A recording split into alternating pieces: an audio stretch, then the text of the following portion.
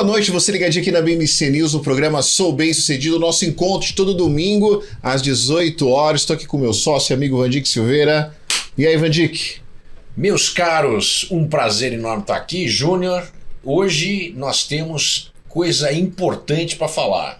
É sempre importante, mas quando a gente fala de gestão do tempo e gerir o tempo significa que eu tenho controle sobre ele, existe uma coisa que antecede ser dono do meu tempo. É o que a gente vai falar hoje aqui. Vamos falar sobre isso. E olha só, pessoal, quer ser bem sucedido em todas as áreas da sua vida?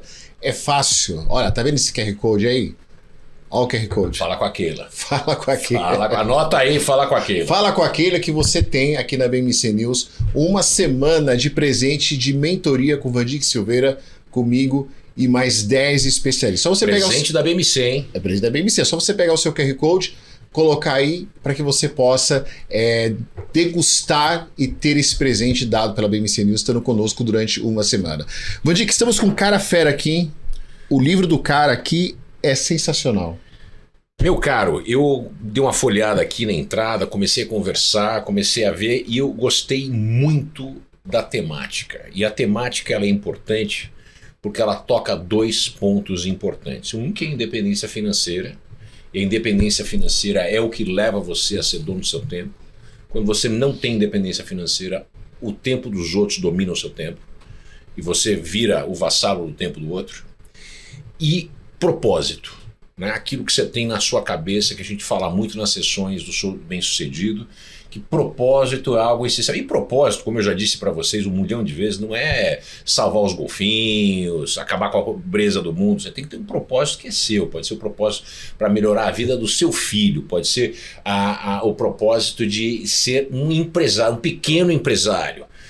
Esse propósito, ele é fundamental. Deixa os grandes propósitos para G20, para o Lula, para o Macron, para o Biden. Porque se depender desses grandes propósitos, ninguém sai da onde está. Exatamente. Né? Se você fizer por você e pelos seus, começa uma revolução no mundo. Bom, Vandic, eu sigo esse cara, ele faz um trabalho extraordinário falando sobre educação financeira. Estamos recebendo hoje aqui no nosso programa Eduardo Mira, mais conhecido como Professor Mira. Professor, bem-vindo ao nosso programa. Obrigado pelo convite, pelo carinho, pelas palavras aí. É um prazer imenso estar aqui. Eu acho que o Brasil é extremamente carente de educação financeira, então tudo que a gente puder falar sempre vai ser muito, muito relevante para a população. Parabéns a vocês pelo trabalho e uma honra estar aqui com vocês. Muito bem-vindo. Bem-vindo, alegria nossa. Quando você fala uma carência, está sendo bonzinho, né? Isso nos falta totalmente. Isso nos falta totalmente. Mas, professor, que bom tê-lo aqui. E você não é paulista, né? Não, eu sou carioca. O sotaque é carioca. Eu sou carioca, eu nasci no Rio de Janeiro, eu vivi uns 40 anos no Rio de Janeiro, estou há uns 4 anos em São Paulo. Me mudei para cá, vim a trabalho e aí tive uma filha aqui já faço tudo por aqui. Então ganhou o green card já. Já ganhou o green card. já. Mas lá no Rio de Janeiro, em que lugar do Rio de Janeiro você foi criado? Vamos começar pelo começo, que sempre é mais fácil de entender. Pode ser. A gente começa pelo começo. Eu sou nascido e criado no bairro do Rio Comprido, zona norte do Rio de Janeiro, lá na comunidade do Turano. Eu venho de uma origem extremamente humilde, né? Eu conto isso no livro, né? Meu livro eu uso a minha história como pano de fundo para mostrar que qualquer um consegue ser bem sucedido se tiver ali um propósito, seguir firme, leva tempo, mas a gente consegue. Eu nasci lá com todo tipo de privação. Até 18 anos eu usava só a roupa dada pelos outros, não tinha nem dinheiro para comprar roupa. Estudei em colégio particular durante um tempo porque tinha bolsa, mas depois a freira falou que a gente já estava adolescente, já podia trabalhar, e aí eu fui estudar em colégio público. Meu pai sempre achou que a educação era a coisa mais importante, e a gente só começou a trabalhar mesmo lá para os 17, 18 anos, para não atrapalhar os estudos. E essa é a minha origem, bem humilde, e desde sempre eu entendi que eu tinha que fazer alguma coisa para sair da favela, e eu tinha que fazer alguma coisa de forma que eu não dependesse de estou trabalhando ou estou desempregado para conseguir me manter fora da favela. Anota aí. Você não vai ter independência financeira com um salário. O salário não te garante independência financeira. Nem que você ganhe R$1 milhão por mês. Você vai sempre depender de quem te paga o salário. O que ele está falando é muito mais profundo que isso. E quem te ensinou a ter essa posso dizer ousadia, professor? Na verdade, não é ousadia, era necessidade. Necessidade. É porque, assim, se você tem a privação de tudo que você acha importante, ou na verdade, a privação era de tudo que era importante, porque não tinha nada. Eu morava numa casa de cômodo, eu dormia no chão, num colchão de mola. Eu lembro que tinha as molas, de vez em quando quebrava a mola, que era um colchão que tinha sido de alguém que não sei o que não queria mais, e pô, me espetava. Eu tinha até um alicate, eu pegava e dobrava a pontinha da mola quando quebrava para parar de me arranhar. E cara, é uma carência de tudo. Quando você não tem nada, tudo que você quer é conquistar as coisas. Então, o que eu tinha era uma vontade muito grande de conquistar as coisas para ter alguma coisa. Não era nem assim, eu tenho um sonho. Não, eu precisava melhorar de vida. E eu queria sair da favela de qualquer maneira. Aqui no capítulo 1, minha única opção era sobreviver. Era sempre. Eu não tinha, o que eu quero fazer? Não, eu quero isso, eu quero aquilo, eu tenho um propósito. Muito bacana, e eu fui descobrindo isso depois, com adulto, qual era o meu propósito, que é a educação, aquilo que eu gosto de fazer, que eu gosto de fazer diferença na vida das pessoas através da educação. Só que lá atrás o que eu precisava fazer era sobreviver, era sair da pobreza. Só que eu queria sair e não voltar nunca mais, por isso que eu levei, 30 anos para sair de lá, porque eu queria construir uma realidade que eu falei, cara, de hipótese alguma, eu vou precisar voltar para lá. Construir leva tempo, né? Sempre. Construir leva tempo. Não tem como cortar canto. Até quando você ganha na loteria, se você não tem conhecimento, se você não tem aquela experiência, você mete o pau no dinheiro todo e volta a ser pobre. Não, e tem uma incidência grande de pessoas que foram contempladas pela loteria, seja lá qual for ela. O cara ganhou muito dinheiro, passou 15 anos, o sujeito voltou para a favela com a mão na frente e outra atrás. Mas isso acontece muito também quando a gente vê muitos jogadores de futebol. Muitos jogadores de futebol. Né? Sim. Hoje em dia tem muito jogador que tem um staff, um preparo maior, mas o que aconteceu historicamente, você vê muita gente que ganhou muito dinheiro e gastou o dinheiro todo, porque você para de receber, como você falou, você tem um salário. Você para de receber um salário e você mantém aquele padrão de vida, você ganha R$1 milhão por mês, você gasta R$1 milhão por mês, no mês seguinte você não tem nada. Se você não ganhar novamente R$1 milhão, você vai ter R$1 milhão de contas para pagar. Professor, mas a gente vê hoje numa sociedade que ela enxerga o tempo, que tudo tem que ser muito rápido. A gente tá nisso, né? Tudo é muito rápido, eu tenho que ganhar dinheiro muito rápido, eu tenho que construir. E você falou com muita segurança que eu demorei 30 anos, mas de uma forma assim, madura, sabe? Tipo assim, eu construí durante 30 anos para nunca mais voltar. Hoje as pessoas, elas não colocam o tempo como um problema e não como aliado, porque elas querem tudo muito rápido e certas construções levam tempo. E é até normal entender isso, essa ansiedade do ser humano, e ainda mais com a internet, que trouxe...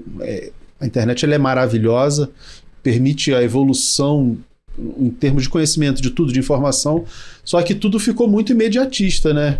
E aí você precisa ganhar dinheiro rápido, você precisa ser bem sucedido rápido, é tudo muito rápido. Só que a vida, infelizmente, não funciona dessa maneira. A maneira mais fácil para qualquer pessoa, que qualquer pessoa consegue fazer, o caminho que qualquer pessoa consegue fazer é economizar, gastar menos do que ganha, vai economizando e vai construindo um patrimônio para que você atinja a independência financeira. Isso vai levar uns 10 anos. Construindo patrimônio. Patrimônio é diferente de ganhar dinheiro. Um dos maiores desafios das pessoas ricas de verdade, é manter o patrimônio que elas têm. Não é ganhar mais patrimônio. Obviamente todo mundo quer ganhar mais. Então o momento para ganhar é um processo de investimento ao longo do tempo. E quando você chegou naquela marca, aí a sua briga é outra. A sua briga é para não perder esse patrimônio. Eu falo muito nas minhas sessões sobre essa temática que é de profunda relevância para a vida das pessoas. Então, qualquer horizonte de investimento que não leve em conta pelo menos 10 anos, você está jogando num cassino. Você falou que é mais difícil manter, né? É mais difícil chegar ao topo da montanha ou ficar lá em cima? Ficar lá em cima é muito mais difícil de chegar. Difícil. Então, manter um patrimônio significativo, ele é um desafio. Mas quando você leva o tempo necessário para construir, pelo menos uns 10 anos você consegue construir e atingir a independência, você passou por esse processo, então você já aprendeu o suficiente, você tem que abrir mão de algumas coisas por um futuro muito melhor, e aí vai ficando mais fácil, porque você foi se doutrinando ao longo do tempo. Quando eu falei ousadia, porque não é comum hoje as pessoas terem essa cabeça que ele teve, né? Eu quero construir, né? Eu tenho um propósito, porque, como eu disse, as pessoas são mais imediatistas, as pessoas elas querem tudo na hora, elas acham que tudo é muito fácil, mas você veio já com uma cabeça diferente, que se a gente for ver bem, a nossa cultura não é feita dessa forma, né? No nosso país não é assim. Onde você construiu essa forma de pensar? Eu sei que você tinha que ir lá sobreviver, mas você tinha um propósito maior, você não queria ser aquele tiro curto. Assim, eu fui criando isso na minha cabeça porque eu não queria voltar para a pobreza. Essa foi a grande questão. Eu sempre entendi que, se eu tiver, ganhei um dinheiro aqui, eu alugo um apartamento na rua e aí eu vou ficar lá até o dinheiro acabar. Eu falei, e aí na adolescência eu já pensava assim, falei, o que vai manter isso aí?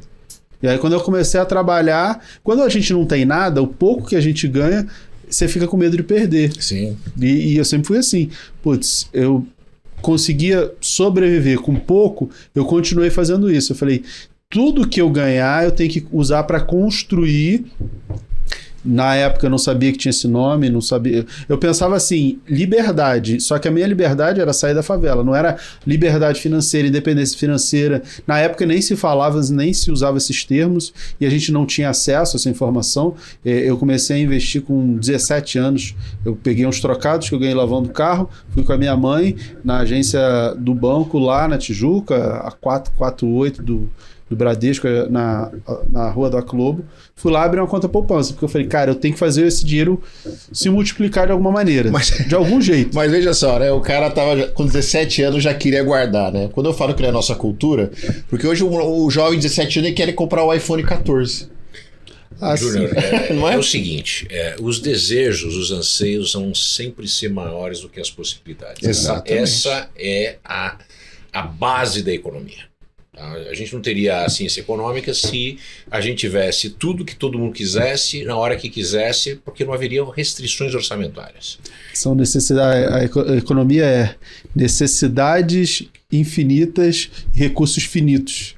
É a ciência que tenta casar recursos finitos com necessidades infinitas. Não, porque eu acho que você tem um pensamento diferenciado. Você já tinha um pensamento diferente.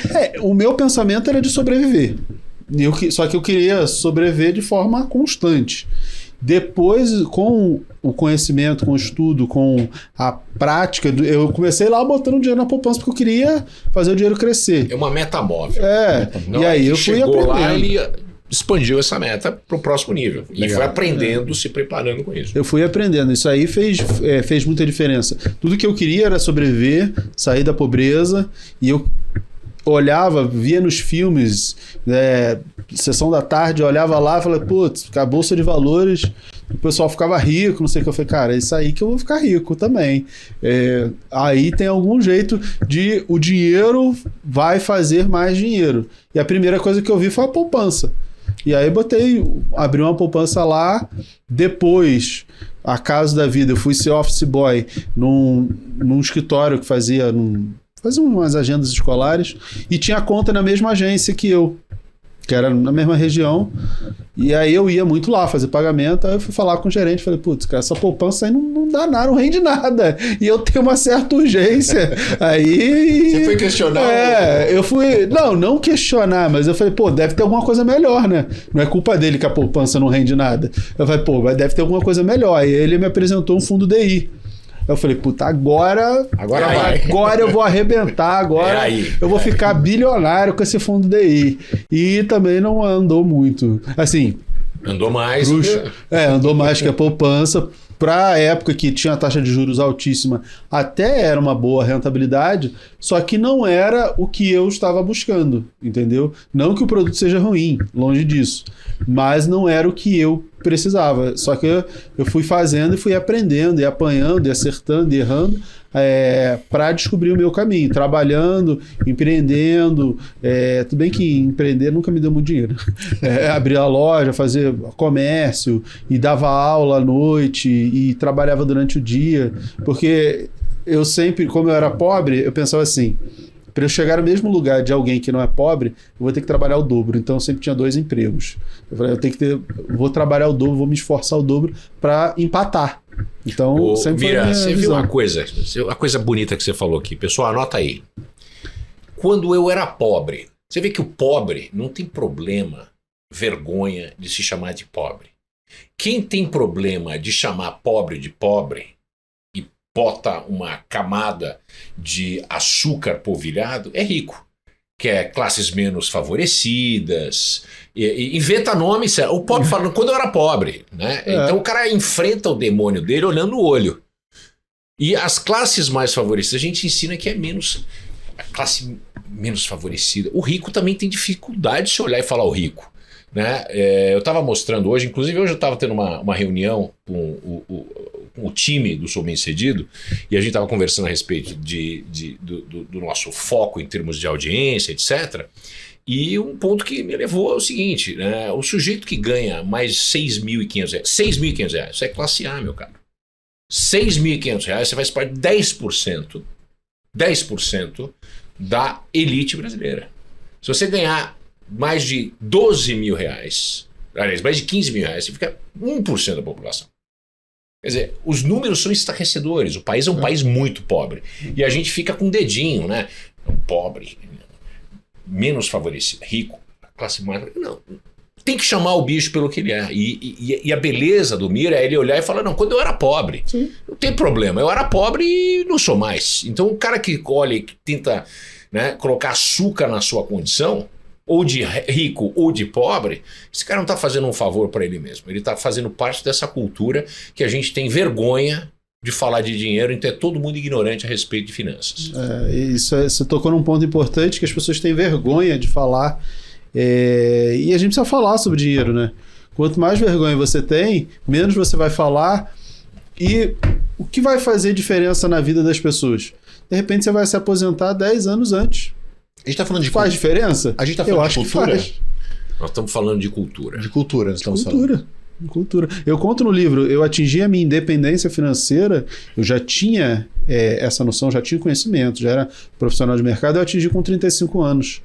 Eu construí a vida inteira. Para mim, foi mais fácil. Assim, como eu não tinha nada, e aí quando eu comecei a trabalhar e ganhar alguma coisa, eu falei, vou continuar vivendo como se eu não tenho nada. Como se eu não tivesse nada. Anota aí, pessoal. Tudo. Muito bom. Anota aí, pessoal. Eu, como não tenho nada, e me acostumei a viver sem nada, e comecei a ganhar dinheiro, continuei a fazer de conta que não tinha nada e viver daquela maneira. E hoje eu tenho tudo. Então, vocês estão entendendo como é que funciona o negócio? Uma vida frugal, primeiro exemplo do Warren Buffett. Warren Buffett foi o homem mais rico do mundo, hoje está entre os 5 mais ricos do mundo, 10 mais ricos do mundo, mas 200 bilhões de fortuna. E o cara vive, eu tive a oportunidade de conhecer e está na casa dele. Ele mora na mesma casa em Omaha, no Nebraska, desde 1958. Tem um carro popular. Ele tem um Camry ou um Honda Accord, algum dos dois. É uma coisa desse tipo. E o cara pode ter tudo, né? E ele não tem por opção. Então eu sempre digo, o pessoal pergunta, porque eu faço uma brincadeira com o pessoal do Sou Bem Cedido, que eu falo 1911, né? Que eu quero comprar, que eu ia comprar, que não cheguei lá para comprar, mas não comprei, não sei. Aí o pessoal pergunta, não, mas a gente só vive uma vez, aquele negócio. Eu falei assim, uma coisa é querer, compra aí. Segunda coisa é poder, e a terceira coisa mais importante é dever. Eu devo, né, comprar. Quanto tempo, controle sobre os meus dias, a maneira que eu vivo, eu perco em 1911. Sim. O Porsche. É assim que eu vejo a coisa. Eu falo assim, porque tem uma tese que nós todos temos mais ou menos 4.000 semanas de vida. 4.000 semanas de vida. E passou a semana, hoje começou uma. Tá começando, chega a sexta-feira, pá, tem uma a menos. E eu tenho essa correria contra o tempo para buscar recursos, para poder me dar independência, para que as semanas restantes eu possa viver da maneira que eu quero, fazendo o que eu quero com as pessoas que eu quero. Porque dinheiro serve para isso. Não é o iate que você compra, é o prazer de estar no iate com as pessoas que você ama, fazendo o que você quer, enquanto o resto das pessoas estão trabalhando, você está usando o seu tempo da maneira que você mais gosta. É isso que independência financeira é. Sim. Essencialmente é comprar tempo. Você falou, isso é uma outra coisa, comprar tempo, eu tenho uma visão bem interessante sobre isso, mas você falou de querer, poder, dever, e o 911 tem um vizinho meu que tem, cara, é lindo. Eu pago a pau desde pequeno. Mas é lindo, é legal. Tipo, assim, nunca me deu vontade de ter, eu faço algumas coisas, a galera... O pessoal tá na internet, de vez em quando eu mostro lá, comprei 1 milhão, 2 milhões em ações, não sei o quê. Então, dava pra ter uma meia dúzia de... Aí eu vejo, de vez em quando, bem que esse vizinho ele é bem coroa, ele deve ter uns 70 e poucos anos, e legal que ele tem. Mas aí você vê que, você vai correr, as ruas do Brasil não estão nem próprias pra você andar com o carro, que é baixinho, né? Eu também acho bonito pra caramba, mas... Eu vou ter mas eu vou ter um por não morar mais no Brasil. De repente... Porque não dá pra usar esse carro aqui. Se eu tenho problema com o meu carro, que não é baixo, e bate... Meu carro é alto, bate... Imagina esse negócio. O meu carro é alto e de vez em quando... Tanto que eu tô pensando em trocar pra uma picape mais alta. Eu vou comprar picape, eu vou comprar picape. Porque aí eu posso passar nos buracos com maior facilidade. Já fiz test drive. Mas a gente tava falando de uma coisa do comprar, do querer... Tem uma frase que a minha mãe falava que eu acho muito engraçado, porque quando eu comecei a trabalhar, aí eu conseguia ir no shopping, eu comecei a ter uma vida que hoje é normal, mas há 20 anos vida de cidadão, atrás, de consumidor. De 20 anos. De consumidor mais ou menos. E aí eu vou te explicar por quê. Eu ia no shopping e falava assim, caramba, eu vi uma calça, putz. Aí minha mãe, por que você não comprou? Eu falei, eu quase comprei. Era uma frase que marcava minha mãe. Você sempre fala, eu quase comprei. Eu falei, não, porque eu consigo viver um pouco mais sem. Entendeu? Bom, mas você precisa. Aí, eu consigo viver um pouco mais sem.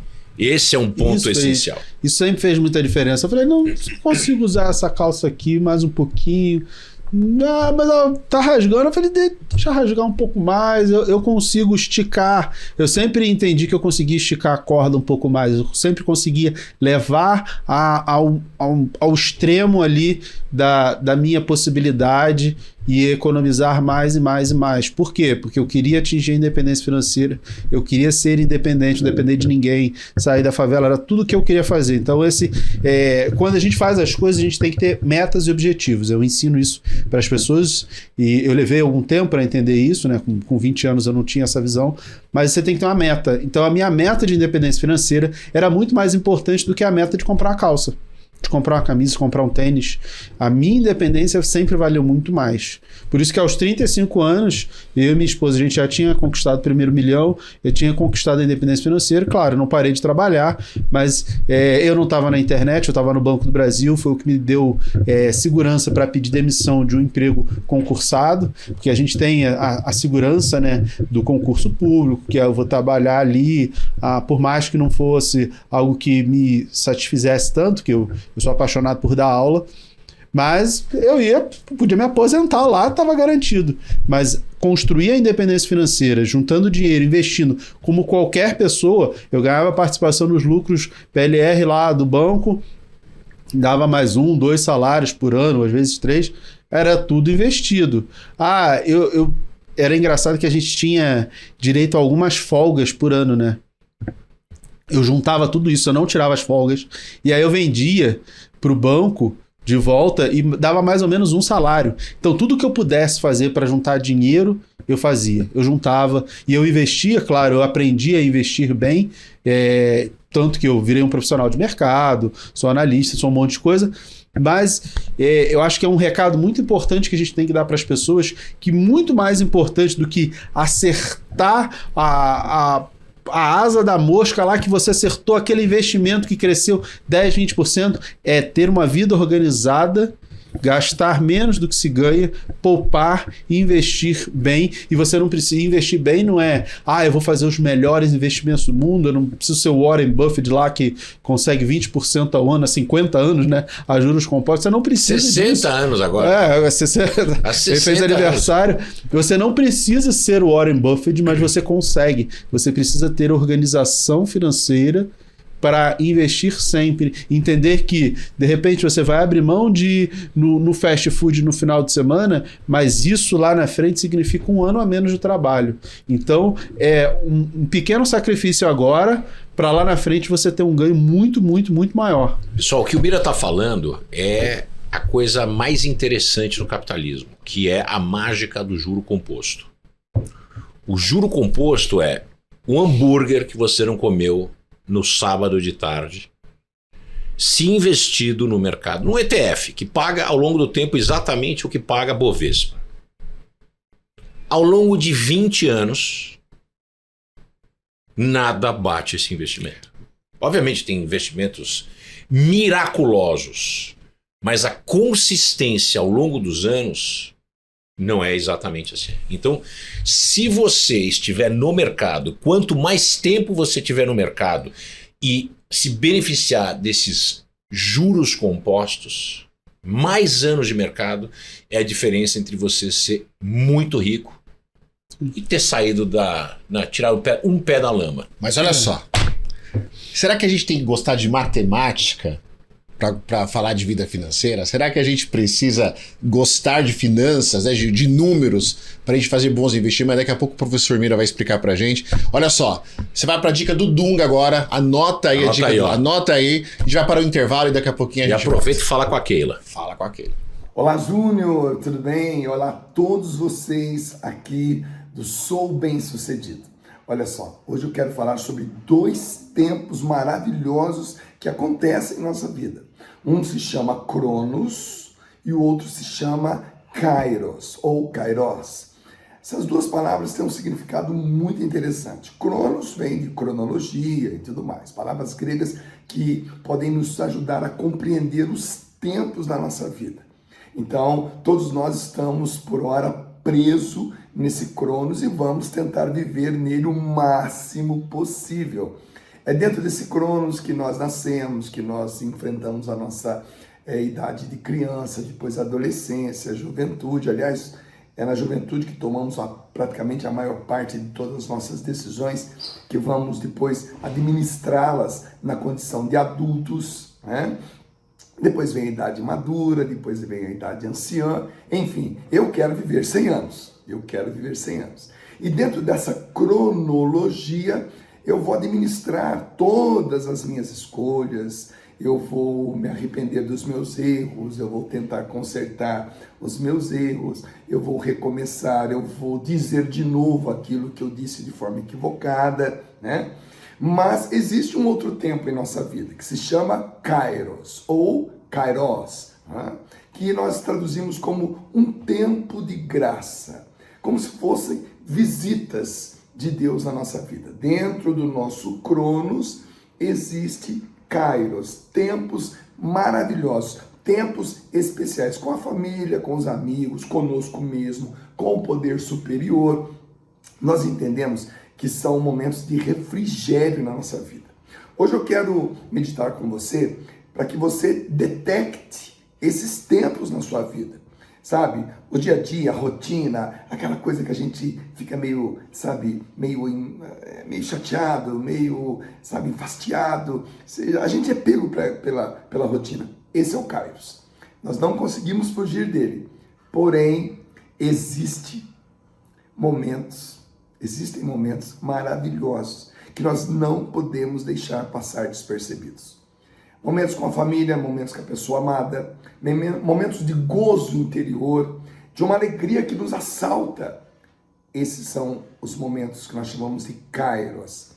Detecte esses momentos na sua vida, curta e tenha-os sempre na lembrança, porque realmente isso fará uma grande diferença ao longo do Cronos, ao longo da vida. Valorize os melhores momentos da sua vida, porque eles também existem. Grande abraço a todos!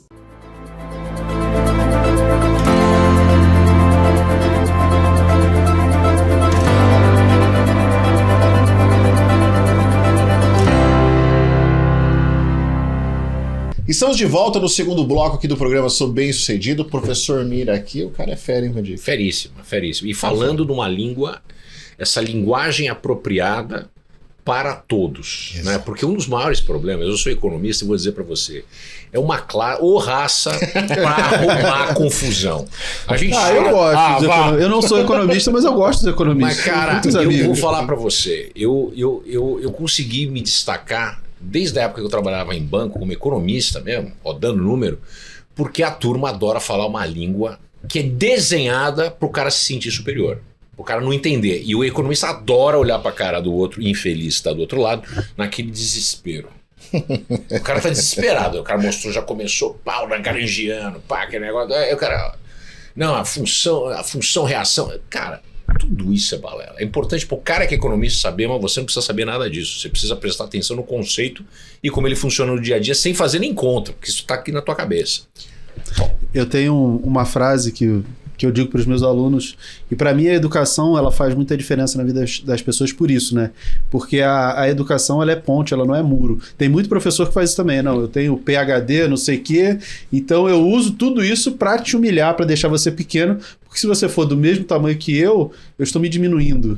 E não é assim que funciona, não. Pelo menos não deveria ser. Eu sempre acreditei que a educação ela é ponte, né? Ela não é um muro para me distanciar. O conhecimento sobre finanças não é um muro para eu dizer que eu sou melhor que você. Não, a gente é igual e eu consigo, se você não tem o conhecimento, eu consigo te elevar ao mesmo nível. Porque eu não sou nada demais. Eu sou só mais um brasileiro que nasceu pobre, que chegou lá através de conhecimento.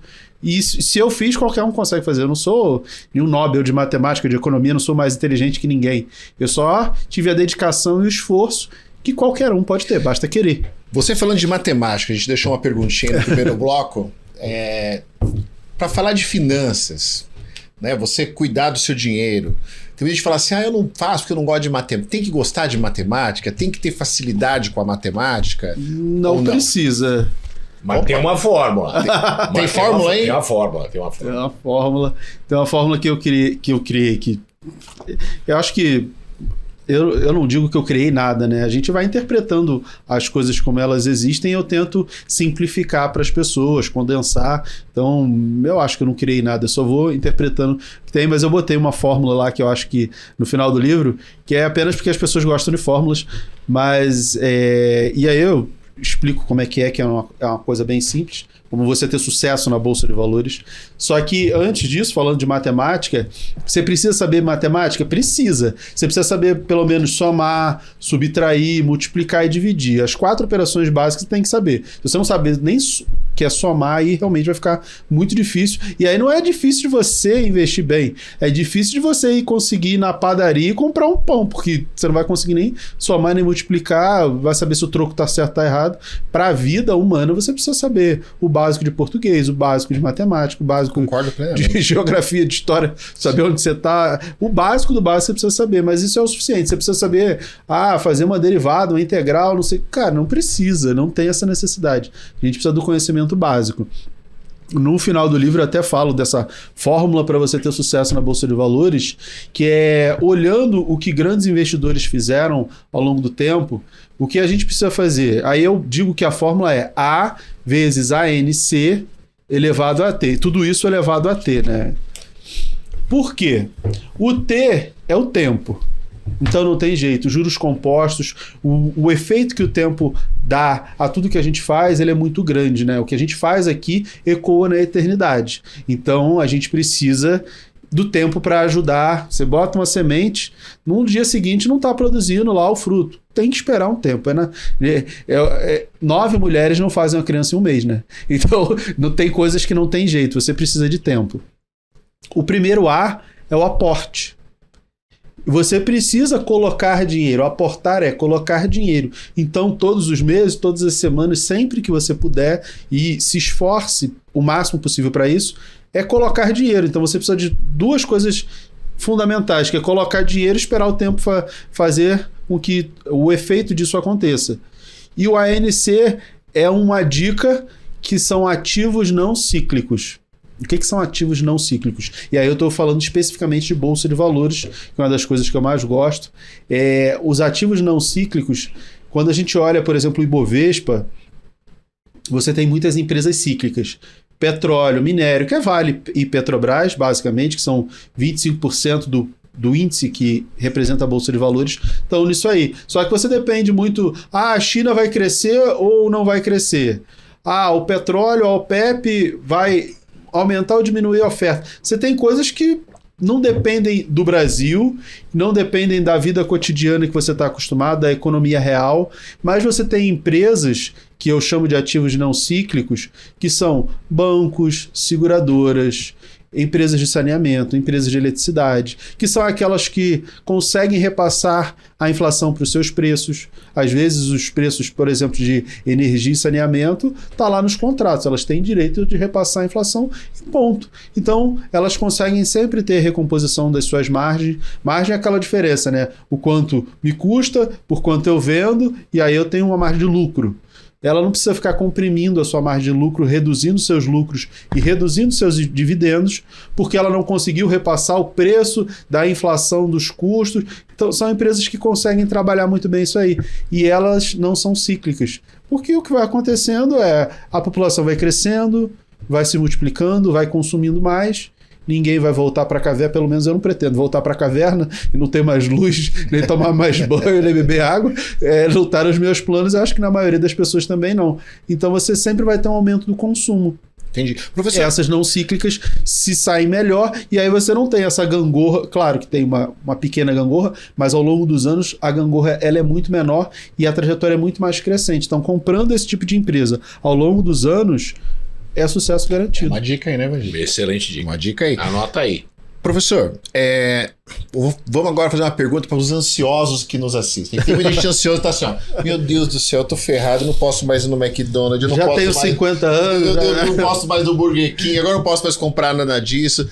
Professor, até onde é o limite correto, por exemplo, de você realmente, deixa eu me segurar aqui e de se privar de viver? Eu tô fazendo essa pergunta porque eu tenho certeza que tem muita gente que deve estar se perguntando isso agora que está nos assistindo. Não existe esse limite.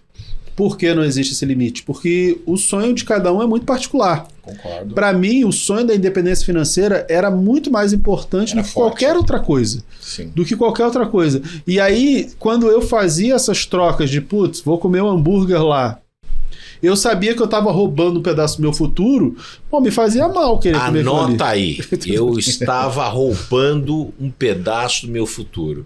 Pessoal, você entendeu que frase poderosa? Impactante. Entendam, porque isso é a base do processo. Você não precisa saber nem fazer as 4 operações.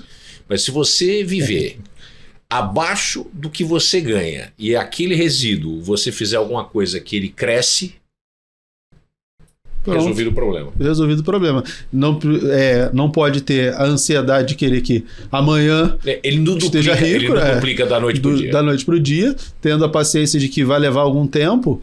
É isso. Não precisa ser nenhum gênio da matemática dos investimentos para ser bem sucedido e atingir a independência financeira.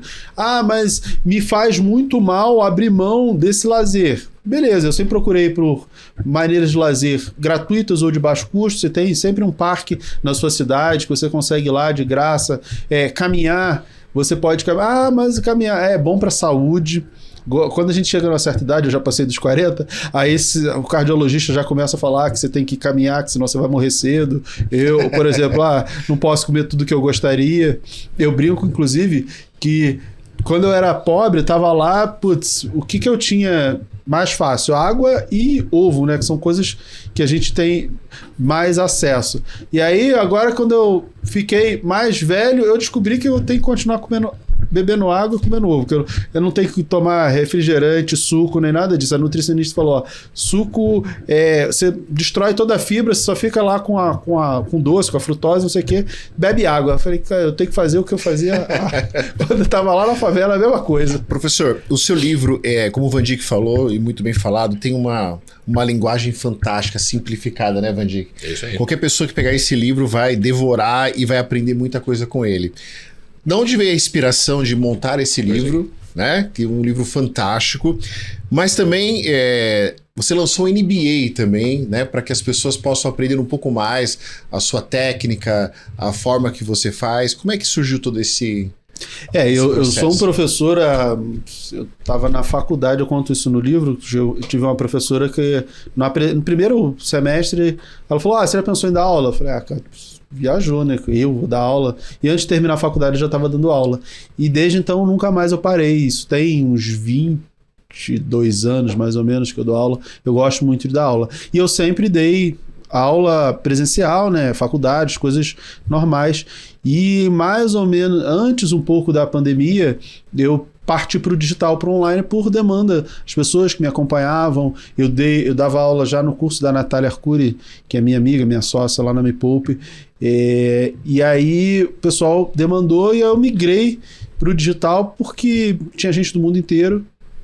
E só que, como eu dava aula no presencial, eu já tinha muito na minha cabeça aquela estrutura formal de universidade. Então, tudo que eu fiz no digital era naquela mesma estrutura, só não era numa universidade. E aí, esse ano, a gente fez uma parceria com uma grande universidade que procurou a gente para fazer um MBA. E eu falei, tudo que eu sempre fiz, eu falei, meu MBA tá pronto, porque eu sempre fiz uma estrutura como se fosse um MBA, tanto que os meus alunos diziam que os meus cursos eram melhores do que qualquer MBA. Com quem vocês fizeram a parceria? Com a Cogna. Perfeito. Que é o maior grupo de educação do Brasil, o quarto maior do mundo. E aí o MBA sai pela Anhanguera Unopar, com o selo deles, e tem a estrutura. Eu pude trazer meus amigos de mercado para darem aula, porque o MEC não me deixa dar aula de todas as matérias, né? Eu sou o coordenador do curso, dou uma matéria e ajudo nas outras, mas tem diversos professores. O Peter Drucker, se fosse vivo hoje, não poderia dar aula no Brasil. Primeiro porque ele não tem nem mestrado nem doutorado, ele é advogado. No Brasil, o Peter Drucker não poderia ter dado aula no MBA, na graduação, nem na graduação. Você tem que ser especialista para dar aula no MBA. Pois é, tá entendendo como é que funciona a coisa? O Brasil tá na frente do resto do mundo, cara. O cara precisa... O Brasil... não conta para ninguém, mas a gente tá muito na frente dos caras. O cara olha assim, não importa o que você faz e como você faz. O que importa é aquilo que está escrito no seu diploma que você deveria fazer e não faz. Mas você pode dar aula. Tem uma coisa interessante sobre isso. Não importa o que você faz, como você faz. As pessoas às vezes me perguntam, quanto dinheiro você tem? Ou mostrar a minha carteira, mostrar o trade que eu estou fazendo, coisas assim. E eu nunca senti vontade de ficar mostrando, né? Às vezes eu falo de uma outra operação e algumas pessoas, poxa, professor, mas falando esses valores você até humilha a gente. Uma vez falaram isso, eu falei, realmente eu não tenho que falar do quanto eu tenho, do que eu tenho. Para mim o mais importante não é o quanto eu tenho ou o quanto eu ganho, é o quanto eu consigo proporcionar para as pessoas que elas ganhem. Então, para mim, isso é muito mais importante, é um pagamento muito maior, é o quanto as pessoas conseguem ganhar dinheiro com o que eu ajudo elas em termos de conhecimento. E se eu ganho dinheiro com isso, acaba sendo consequência, que se elas vão investir bem, eu também vou investir bem, a gente vai ganhar dinheiro junto. Eu acho que para mim é mais importante o ganho dos outros do que o meu ganho pessoal. Anota aí, pessoal, isso é super importante na consciência empresarial e na consciência da ética desse jogo, porque também sem ética o negócio vira um bang-bang, o velho oeste, não é isso e não é aí que você quer estar. Nenhum de nós é mais importante do que todos nós juntos, né? Exatamente. E essa turma já está rodando já? Já está rodando, já as inscrições acho que já até encerraram. É que a Cogna que cuida disso, pessoal lá, mas acho que já até encerrou, e eu acho que é a maior turma de MBA que já fizeram no Brasil, tem quase 2.000 alunos. 2.000 alunos, que bacana, né, Vandic? Que bacana. Que bacana. Esse aqui é uma turma pequena, porque eu estava acostumado com... Minhas turmas geralmente tem de 5 a 10 mil alunos cada turma, né? Então, para mim é um prazer gigante ter. Você acha que a pandemia fez as pessoas pensarem mais no futuro, se preocupar mais com a independência financeira, ou você acha que não, ou você acha que foi... Eu acho que a pandemia ela foi um catalisador para acelerar uma série de processos. A gente evoluiu em um ano que demoraria 10 anos. Para tudo, serviços públicos, agora você consegue fazer um monte de coisa digital pela internet que você não seria impossível antes disso. Mas as pessoas começaram a se preocupar mais com a sobrevivência, com um monte de outras coisas. E por estar dentro de casa, preso dentro de casa, todo mundo acabou usando a internet e consumindo muito conteúdo de todas as formas, inclusive de educação financeira. Eu tenho muitos relatos de alunos que falaram, não, durante a pandemia você foi um alento, eu estava em depressão, saí da depressão por conta do seu conteúdo, de estudar com você, ou simplesmente de assistir de forma gratuita na internet os conteúdos. Então, muita gente teve essa oportunidade e agarrou essa oportunidade. Eu acho que acelerou também a construção da independência para muita gente. E, inclusive, na pandemia, a Bolsa de Valores ela mergulhou, né? E no mesmo ano ela voltou muito rápido. E ela não caiu tanto e voltou muito rápido, eu acredito que muito por conta da educação financeira que foi feita até então, que muita gente enxergou ali uma oportunidade de comprar muita coisa que estava muito, muito, muito barato. Então, acho que a educação financeira já... isso lá desde o tempo que a Natália começou a plantar essa semente, lá em 2015, eu acho que em 2020 isso já fez muita diferença. Legal. E blindagem emocional para investimento. Quanto isso é importante? A blindagem, conseguir se blindar de fato não é uma atitude muito fácil, né? As emoções, acho que na vida de uma maneira geral, elas acabam pesando muito. E os primeiros anos são muito difíceis. Você tem que ter muita resiliência do que você está fazendo, muito foco do que você está fazendo para você se manter ali firme no seu propósito. Eu acho que a maneira mais fácil de ter esse propósito muito claro é ter a sua meta muito clara. Eu digo que se você coloca dinheiro em algum lugar e você não sabe para que é, então você não tem meta, você não vai conseguir chegar muito longe. Para quem não sabe onde quer chegar, qualquer lugar serve. Isso é da Alice do País das Maravilhas. Aí eu completei. Até lugar nenhum.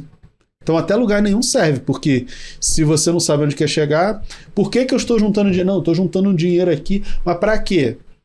Não sei, eu estou juntando dinheiro. Tá, então você não vai se privar no final de semana de comer o fast food, porque você não tem um propósito claro. Não materializa, né? Não consegue você tem que materializar, tangibilizar aquilo que você quer. Eu quero ter R$1 milhão em 10 anos. Porque com isso eu atinjo a independência financeira, vou fazer a viagem dos sonhos, sei lá, vou trocar de casa, de carro, sei lá, você tem um propósito que é seu e não cabe questionamento. Isso que você falou é muito importante, pessoal, anota aí. Metas requerem que você tenha um quantitativo do que é que você quer chegar ou uma localidade onde você quer chegar, que pode ser expresso por cifrões de dinheiro, quilômetros rodados, mas ela é mensurável. E ela é temporal. Em tanto tempo nós vamos atingir aquilo. Uma meta que não tem nem o quantitativo e nem o temporal. Eu quero ser rico. Você nunca vai ser rico se você quiser ser rico. O que é ser rico? Você não conseguiu nem estabelecer o que é ser rico. Nunca então, vai ser rico. Eu quero ser independente. Independente do quê? O que é a independência financeira? Independência tem que ser escrita. E de preferência escrita, eu quero no dia 25 de abril de 1902, sei lá quando. Eu sempre digo, você precisa do que, do como, do onde, do porquê. Tem a técnica, o SMART, né? Específico, mensurável, tem essa técnica dos Estados Unidos aqui também. Mas você tem que botar. Eu sempre falo na minha sessão que isso é super importante, né? O cara tem que ter isso. Se você não sabe quando, como, onde, porquê, você não vai fazer. E isso não é para independência financeira. Eu queria tirar férias. Bacana. Esse é só um desejo, é só um sonho, não é uma meta. Mas quando você vai tirar férias? Não, vou tirar férias no ano que vem. Beleza. Você vai viajar para onde? As pessoas me perguntam, o que eu devo fazer? Eu falo assim, não sei. Você gosta de praia ou do campo? Não sei, é muito específico. E toda vez que alguém me pergunta, o que eu devo fazer? Eu falo assim, o que eu te disser vai ser muito... para funcionar para você, você tem que ter 44 anos, ser carioca, morar em São Paulo, 2 filhas, torcer pro Flamengo, gostar de feijoada, porque sou eu. Então tudo que eu te disser vai ser reflexo do que eu gostaria. Por isso que eu nunca digo para você o que é melhor. Eu sempre te pergunto assim, qual é a sua meta? Mas o que Warren Buffett criou ele falou um negócio que faz muito sentido, que eu repito assim o tempo todo. Ele falou o seguinte: pega um pedaço de papel, escreve as 20 coisas que você mais deseja fazer na sua vida. Coloca aí. Cara, você fez a lista? Fez a lista. Agora pega a número 1 a 5, foca nela, se joga fora e nunca mais olha do número 6 ao 20. Se por acaso você conseguir conquistar uma nessa lista de 1 a 5, você transpõe a outra para lá. Mas senão você nunca mais olha para essa lista de 6 a 20. Seja feliz. A meta, assim. como ele explicou, propósito. E quando você tem múltiplas e infinitas metas, você não constrói nenhuma, né? Não. É que, na verdade, a gente vive numa sociedade hoje que as pessoas não sabem mais o que elas querem. Elas não sonham mais, elas não planejam mais. Eu acho que elas são desviadas. Elas, não tem tudo desvia a atenção. O excesso de informação. Também. Mas quero aquilo também. O Eu excesso. quero aquilo ali também. Então, eu acho que por isso também, eu acho que assim, as pessoas de elas sonharem, o foco então vai embora, né? Porque ela tem várias possibilidades. A internet hoje nos possibilita ver 10 coisas ao mesmo tempo, né? Então, eu acho que a gente tem que voltar a sonhar, né? Você que está nos assistindo, volte a sonhar, sonhe, planeje, né? E execute, tenha clareza do que você quer. Né? O professor Mira está trazendo aqui para nós um grande segredo que funcionou para ele e para mais de 40 mil alunos, pelo que eu vi aqui, já seguiram, que você pode seguir, que você pode viver e realmente mudar a sua vida. E não é só mudar a sua vida, é mudar a sua vida e da sua família, que é mais importante. Né? Entenda que nós, quando a gente trabalha, eu pelo menos quando eu trabalho, não trabalho só para mim, eu trabalho para minha esposa, para minhas filhas, o Vandic também para a esposa e para o filho, você também, né? Para sua família. Então que você possa entender que volte a sonhar, pare de olhar para a grama do vizinho e olhe para a sua, porque a sua ela é mais importante, porque só ela pode realmente tirar os barros da sua vida. Mas, pode falar. Não, eu ia dizer o seguinte, você só muda a sua vida ao mudar hábitos. Exatamente. Se você está contente com os seus hábitos, você deveria estar contente com a sua vida. Se você não está contente com a sua vida, são os hábitos. Você é a agregação de todos os seus hábitos. E se você quiser aprender a mudar de hábito, é aqui. Aqui eu sou bem sucedido. Tem gente que fala que você tem que melhorar 1% todos os dias. Eu acho que você nem precisa disso. Se você fizer o certo todos os dias, e são hábitos corretos todos os dias, se ele acordar cedo, se alimentar bem, se todo dia você fizer o certo, ter o hábito correto, você já vai ser bem sucedido, você já vai ter. Você não precisa nem melhorar, ser melhor e melhor. Se você fizer o certo, já está muito bom. Mas aí tem a 12 horas, né? A 12 horas está aqui. Qual que é o que é a 12 horas? 12 horas é disciplina. Eu tenho uma teoria, mas é minha. Pela minha circunstância de vida. Tudo emana da disciplina ou a falta dela. Sim. A disciplina é a 12 horas, é o norte do compasso, é onde a coisa acontece. Na hora que você tem disciplina demanda de você metas. Curto, médio e longo prazo. Sim. Quando você tem metas, certo? Você precisa... Aliás, da disciplina você vai para o foco. Foco demanda meta. As metas demandam de você algo muito importante, que é a priorização. É aquele negócio. Tem 20 coisas que você quer fazer, tem 20 coisas, joga fora 6 a 20, pega 5 e foca nesse negócio. Na hora que você tem priorização, você tem que começar a executar, porque senão você está sentado em cima da sua bunda. E aí não dá, não vai para nenhum lugar. Na hora que você começa a executar, você vai dar certo algumas coisas vão dar errado. Você vai aprender dos dois. E é muito importante do que dá errado na bolsa, o cara aprender a se levantar e desenvolver resiliência. Porque o cara tem que voltar e falar o seguinte, não, eu me ferrei aqui porque eu errei aqui. Havia uma circunstância que eu não podia esperar. Existem razões lógicas para isso. Não é que a bolsa não funciona. Eu escutei a vida inteira do meu pai, bolsa de valores. Porque em 1929 a bolsa quebrou e nada... bolsa nunca mais. Especulador na bolsa de valor. Que pariu. É meu pai. Nunca ganhou um centavo, passou esse tempo todo sem ganhar um puto, e aí o que acontece? Porque em 29 nunca ninguém vai 29. 29, cara. Vai acontecer de novo. Passaram 100 anos. Deu uma porrada em 2008. Cadê, pessoal? Nada gerou mais riqueza na história da humanidade do que o S&P 500. Pronto. Simples assim. Simples assim. Quebrou em 29. Tá que pariu, hein? Vai tempo que quebrou. E o que aconteceu com os caras que ficaram na bolsa e não saíram em 29? Os caras são bilionários 10 anos depois. multibilionário 50 anos depois. É só isso que aconteceu. Bom, o papo tá bom, Vandic. Não, esse papo eu adoro, cara. Eu adoro porque eu adoro. Até porque eu até faço as mímicas, eu imito. Chega, porra, bolsa, não, é especulador. Especulador. Pô. Mas olha, foi muito bom receber aqui o professor Mira. Professor, onde o pessoal acha o seu livro? Ó, aqui, pessoal. Tem na Amazon, tá lá bem cotado na Amazon, dos primeiros. Tem nas livrarias também, tem em São Paulo, Rio, Brasil inteiro. E eu tô rodando o Brasil. Já fiz Rio, São Paulo, Bienal do Rio. Eu vou várias outras capitais autografando, encontrando as pessoas, tirando foto. Qual que é o seu Instagram? Professor Mira. Professor Mira, olha.